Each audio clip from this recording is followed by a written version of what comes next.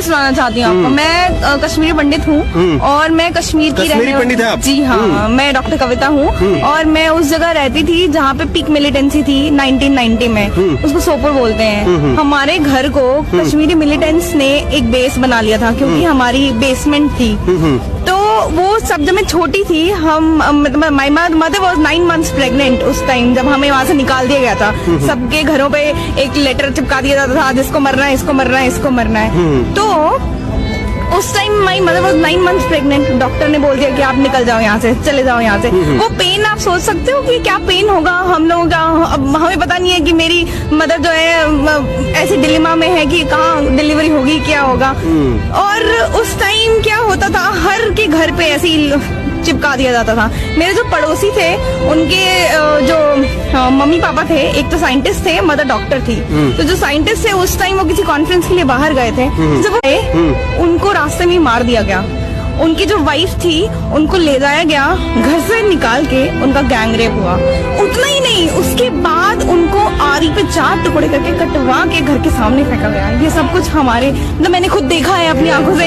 ये पेन मैंने फील किया है। आप लोग ये मतलब जो बाहर यहाँ रहते हैं, कश्मीर से बाहर के लोग जो हैं, उनको सबको पता भी नहीं होगा कि वो पेन क्या होता है। वो मतलब हमने कैसे टॉलरेट किया है वो वाला पेन।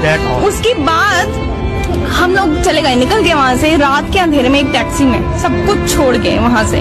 कुछ नहीं था हमारे पास। मेरे पापा, मैं छोटी थी बहुत, मेरे पापा और मेरी मदर, हाई रिस्क बेबी था वो। बड़ी मुश्किल से हम लोग धक्के खाते हुए एम्स पहुँचे। एम्स में टेबल नहीं था कोई। डिलीवरी हुई। मेरे माँ बाप के पास इतने भी पैसे नहीं थे कि वो मेरे भाई को कपड़े पहना सके। वो बच्चा 4 दिन ऐसे ही एक टॉवल में लिपटा रहा। मतलब इमेजिन करो आप, ये तो है कश्मीर के लोगों की स्टोरी, किसी को पता नहीं है। ऐसा मेरे साथ हुई तो मैं आपको रियल स्टोरी सुना रही हूँ। ये तो आप बीती है तो मैं आपको अपनी कहानी सुना जो कितनी पेनफुल है। ऐसी हजारों स्टोरीज हैं। मेरे एक और हमारे पड़ोसी थे, उनके भी रिलेटिव्स रहते थे वहाँ पे। उनको तो गायब ही कर दिया गया, एसिड में डाल दिया गया जिंदा। इमेजिन करो, एसिड में डाली, डेड बॉडी ही नहीं मिली। कितनी फीमेल्स को उठा के ले गए, आज तक नहीं पता। सब वेट कर रहे हैं कब, पता नहीं ये कोई वापस आएगा या नहीं आएगा। तो ये जो सारी स्टोरीज हैं, हॉरिबल स्टोरीज हैं। कोई इमेजिन नहीं कर सकता, कोई ये सोच नहीं सकता कि कश्मीरी लोगों पे ये सब कुछ। आज तक किसी ने कुछ बोला नहीं, आज तक किसी को कोई पेन फील नहीं हुआ। कश्मीरी पंडित भी रहते हैं कश्मीर में, ये किसी को समझ नहीं आया क्या आज तक दुनिया में?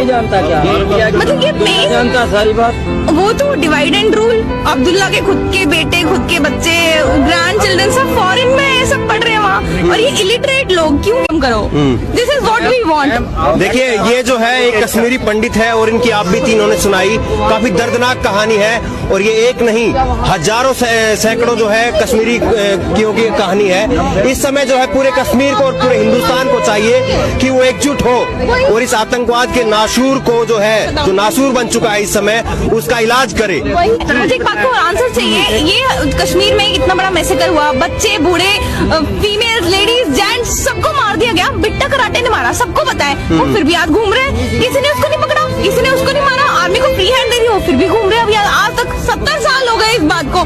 चल रहा है किस्सा। Who is responsible? ये मतलब पॉलिटिशियंस है, गवर्नमेंट, और ये सारे जो खेल चल रहा है ये कब तक चलता रहेगा? बस मेरा एक ही क्वेश्चन है। शर्म आनी चाहिए। दरअसल उन नेताओं को शर्म आनी चाहिए जो है इस तरह की जो शहादतों पर भी जो है राजनीति कर रहे हैं। शर्म आनी चाहिए।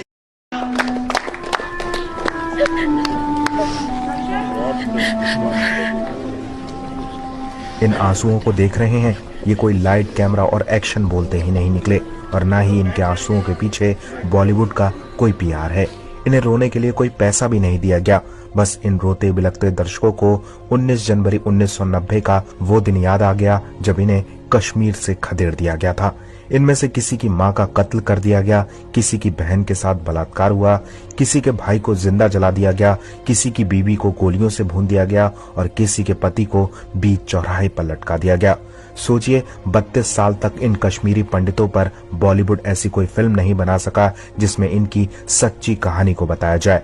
विवेक रंजन अग्निहोत्री की फिल्म द कश्मीर फाइल्स को जब इन लोगों ने देखा तो अपने दर्द को नहीं रोक पाए और फूट फूट कर रो दिए। आज के दौर में भला आपने सिनेमा हॉल में फिल्म देखने के बाद किसी को इस तरह से रोते हुए देखा है?